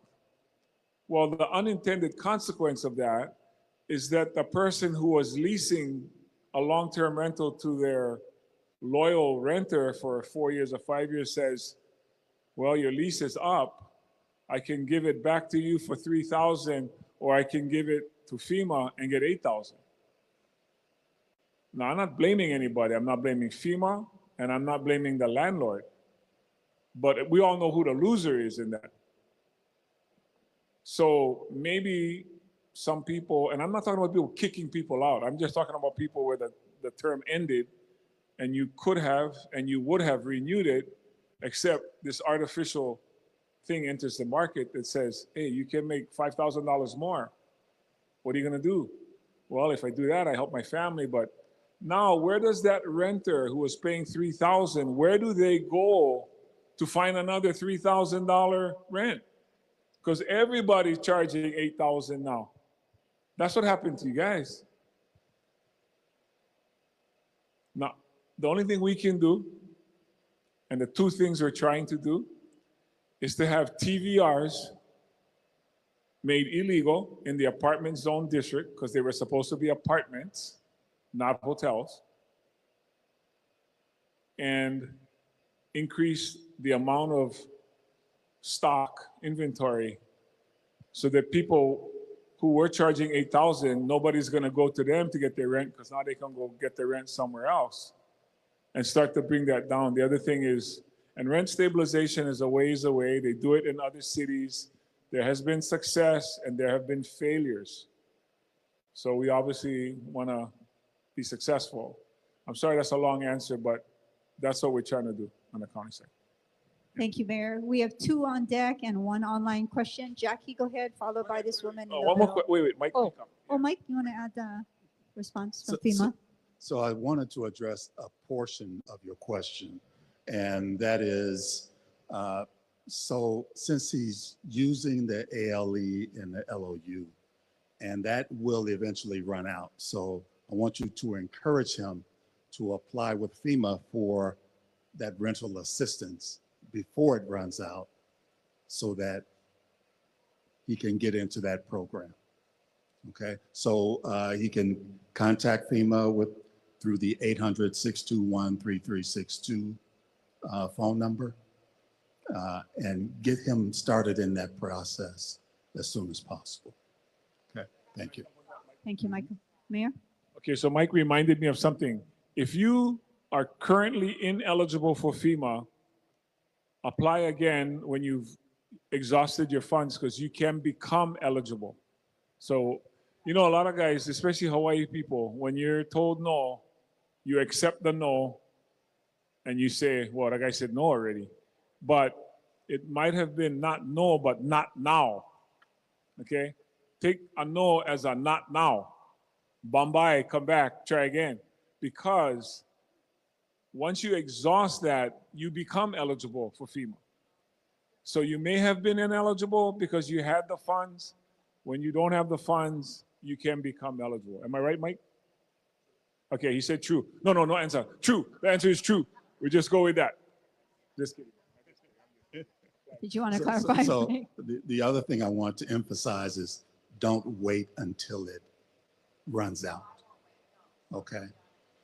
And so we are trying to adjust that process so that we can accept those applications prior to those funds running out. So get started on the process as soon as you can.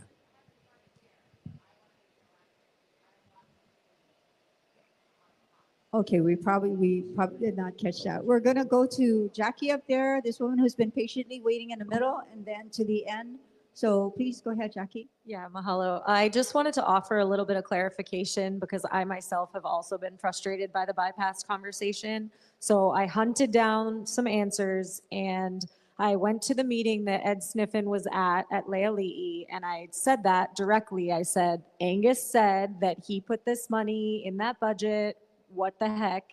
And he said, that was my own budget that he set aside, and says this has to be used for this, which isn't how that works. So that's part one of what happened there. He also said that, because Rep. Cochran was trying to say, we just need to put it in the STIP and then the money can be found. And he said, no, actually, we need the money. It goes along with the STIP. So it's about $120 million that needs to be used for that, or that needs to exist to build that. And he did try to pitch it to federal highways. And basically, the reason they're doing our South Road is because it's a climate resiliency thing. And that's why they're able to do it. They're not funding new projects that are in what the Federal Department of Transportation sees as what should be green space. So that's why they're not offering funds for that. So that's the two part there. So it's, we need 120 million. That's the answer I have. I wish I had something better. And then I also just wanted to offer, somebody said something and I wanted to offer clarification, but that's what I have for now. So I just thank you. And I just want to make sure that you guys hear that, because that was something driving me crazy that I hunted down the answer. So Thank you, Jackie. While that microphone makes its way to the middle here, she's been waiting patiently. Councilmember Paulton has something. Could you raise your hand, ma'am, so she can see you? Okay. And then after that, we'll go to the end. Go ahead. Just to add about that climate resiliency, when I went to the national conference, that's what the program is under this administration. They're not doing redundant, but check back if there is a new administration, because each presidential administration will set what kind of programs and projects there are. So for this administration currently, it's climate resilience and not redundancy, which they feel the northern bypass there already is one way, even if it's not, if it's overcrowded coming down Kiawe Street. But if there is a new, and I'm not advocating for it, I just am pointing it out. Thank you, council member who is bare feet right now. I'm just teasing you. We're going to have, before you start, somebody gave me a phone number for the Department of Consumer and Commerce on Maui, 243-4648 in Wailuku. Again, that's the State Department of Consumer and Commerce Affairs, 243-4648. Ma'am, your question, and then we'll go to that end. Go ahead. I have two questions. One is, are FEMA rental assistance and FEMA housing benefits going to be extended past February 10th, 2025? Thank you. So the question is, will that rental assistance be extended past February, which is the 18-month of 2025? And that's a possibility. It's going to be based on the request that we receive from the governor's office. And then we'll take a look at that and make a determination as to whether or not it is necessary. Okay, and if they do, what's the usual extension? 3 months, 6 months, year? I mean, how do you guys determine? It's going to be based on the request that's made from the governor's office. Okay, thank you. Okay, thank you for the question. My other question is not for you, sorry. If I understand correctly, Parks Department's going to be here next week? Next week. Okay. Is there a possibility that, like they were talking about Kilauea Mauka, that's kind of my neighborhood too, well, hopefully in the future again.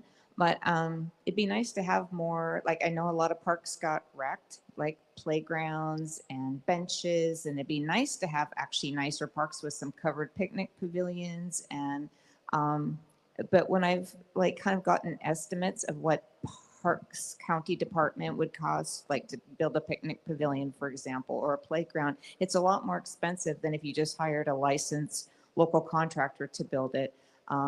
So is there a way, like we have Four Leaf that's doing the expedited permits and making things more affordable? Is there something that we could maybe do to help rebuild our parks so that it can be done more affordably, quickly, and possibly even have like some sort of a county website? So like if we wanted to pay for a park bench in memory of somebody, or like if a Rotary Club wanted to do a playground, most of the budgets, like for some of those covered picnic pavilions, for example, are over $1 million if the county does it, but you know, private sector can do it for 200,000. So there might be individuals be willing to do that and do some sort of a GoFundMe parks like features to help rebuild the pool, the parks, and maybe even create more parks in our neighborhood. We will forward that question so that they can be prepared to answer next week for that. Thank you very much. Go ahead to the question. Yes, come.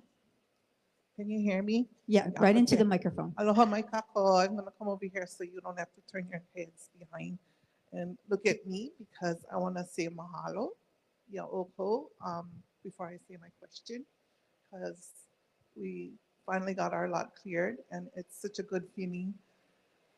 And I had a cocoa tree that was fruiting like never before, but It was marked for demolition, and they said, if you want, you can keep it. And I said, no, it's burned on the side and it might still fall. So I was given the option, and I was really grateful that they did allow me to make the decision in my case. So in some cases, they do that, and I think it's different for every team. I don't know, but I was out watering before the meeting, and then before they lay the gravel, I think tomorrow or the next day, and then I can start cleaning and getting ready to move in, and I'm so excited. People on camera, you cannot see, but she's doing a jig, dancing. It's been a wait, and we've been patient, but it's super exciting. And then I was out there, and then my neighbor across the way who lost his house came out and, hey, Kylie.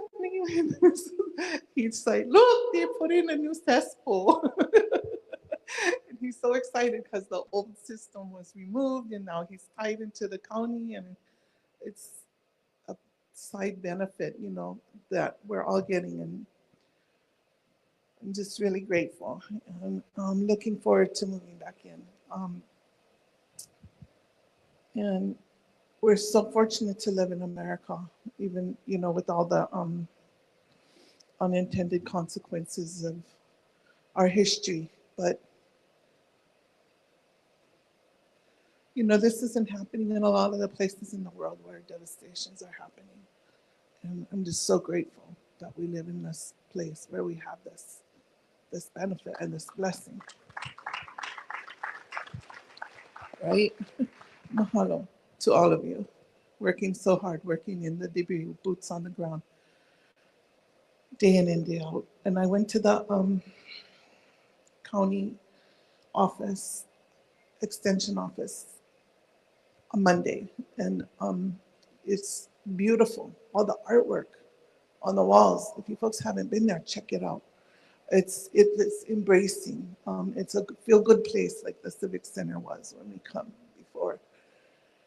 And I went to go see Four Leaf and see what the possibilities are, and they said, I gotta go planning.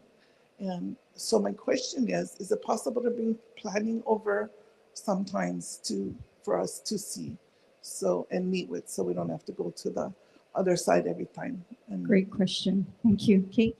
And thank you for saying what you said, because I know that it was really touching to all of us sitting here. Seeing you happy makes all of us happy. So. Yeah, we've been in discussions about this. I would love to be able to, I have a very small staff that does the SMA and shorelines. And so I have to be mindful of their ability. But at the same time, I think it's really a good idea. And so absolutely, we are considering having someone out there, and it should happen quickly if I can make the staffing work. Thank you. Also, too, we're going to work with Four Leaf more. So some of the things that you haven't been able to go to Four Leaf for before, we're working on pitching those to them. So stay tuned. Yeah. Thank you for that question. Okay, Uncle, you have one more. So we have one more question here from Uncle, and then I have an online question we're going to ask. And I thought somebody whispered in my ear about one comment, and I can't remember. Was that you? Oh, okay. And then we have an announcement about related to foreclosures. So, oh shucks, I lost track. Oh, Uncle, go ahead. Okay, thank you. I have a question that concerns food, cacao, like people in the hotel or any place where they cannot have a kitchen or stove. They're kind of like having a bad time because I'm in one of those places now, and I gotta depend on my children. Luckily, they're good kids, and they can help me by bringing cacao to me. Whereas otherwise we would have cooked our own. But what my more question is that, is it possible for the county to collaborate with the hotel, because they do have a kitchen, to do something like a soup kitchen style, where one day they cook beef stew, and they ask the victims, I would say victims of the disaster, to come forward and take a pot of stew for their family, because there's a lot of children that, I feel for that. They're not gonna just eat what you call it, flakes or milk. They need cacao here. They need food too, and I feel for them. So, is there a way to have the county or have some part of the county to create something like this, like a soup kitchen, at least one time a day, good meal, and then let the local vendors, like the farmers, support the county with that? Thank you, Uncle. And then wait. The other thing, the other thing is that I had my nose running earlier because of Lori, Mr. Fujiwara, and what was the name? Nestor. Nestor. That was a touching thing, because that was the grace of God that He provided us with the seed and the farmers to plant this, to give healing to us. So I thank you very much, and I thank God for that. Mahalo. We love you, Uncle. Mahalo. If you can help with that question about. Yes, thank you. So we have partnerships with local nonprofit organizations that are providing meals to those who are still in the hotels. I believe we have 3 sites. Oh, I'm sorry. I'm Rhonda with the American Red Cross Long-Term Recovery Team, and I also serve with Nestor on the Ho'ola Yamauia Kama Community Long-Term Recovery Group. And so for the meals, we have left in the NCS sites, we have 10 families at the Hyatt, I think about 10 at Ka'anapali Beach, and about 40 at Lahaina. And so for all of them, to my knowledge, they were informed that they have access to meals being delivered to them through Hungry Heroes, Hui Momona, and other nonprofit groups that I can't remember off the top of my head right now. But if any of you need to get signed up, you can come see me, and then I'll make sure they get the information to get you signed up for that. Thank you. Uncle, you have one more? Yeah, I just want to respond to that.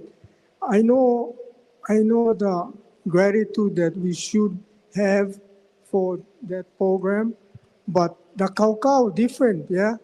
So, we all eat differently, and I guarantee you, I don't care how hungry you are, but you try to eat the same thing or what like, you're not gonna swallow them. You're gonna chew them up, but maybe that's about all. I mean, I'm not acting funny.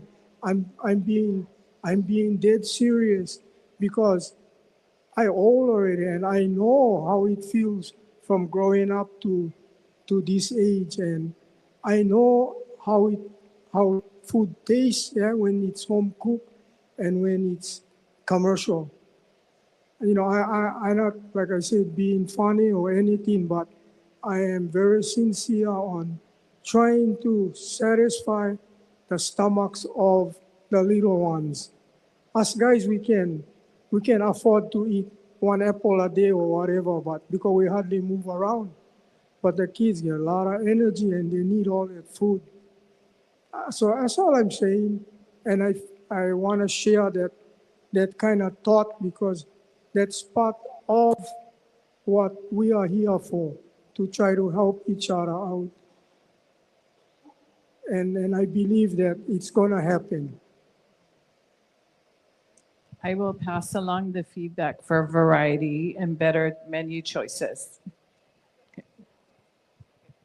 We always want you to just say what you want to say, Uncle. Don't worry. We have 2 questions online before we go to, I understand, an announcement related to foreclosure. Yeah. So these are our last and final questions. We heard that no permits will be issued at Mill Camp. Is that true? Okay, they're all saying no. So online question, That is not true, but thank you for asking that. And the question was about permits issued at mill camp. The final question tonight is the timeline. What is the timeline for the use of Pioneer Mill Base Yard? Who's using Pioneer Mill Base Yard? The noise is deafening from grinding concrete to smashing metal into cubes, the dust. Who chose that site within our neighborhood? And what is the timeline? Timeline should be not later than January 2025. We're hoping it to be faster than that. And I think much of that work will be meaningfully complete before January 2025. But contractually, that is our timeline. We are winding down on residential debris removal, and that is our residential contractor's base of operations. So the faster we get those last 74 homes cleared of primary debris, the faster we'll complete concrete crushing and metal. I didn't brief it tonight, but I think we have 406 plus or minus vehicles we believe are left on lots out in Lahaina town. And as we get those last properties, both on the commercial side and the residential side, we will get those remaining cars collected, brought to Pioneer Mill, crushed, and then sent off island to be properly recycled. So the time is coming, and it will be not later than January, but hopefully maybe a month short of that. Thanks for your online question. Thank you, Colonel. Mayor? Council member, did you want to add something? Oh, sorry, I forgot. Mikey has a very brief announcement.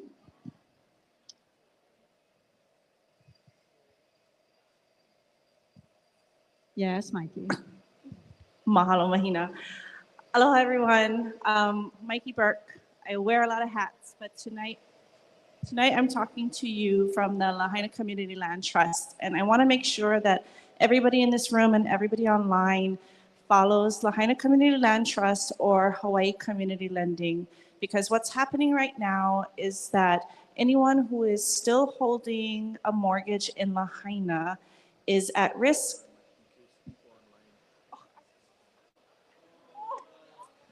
I would have brushed my hair if I knew I was going on camera. Ugh.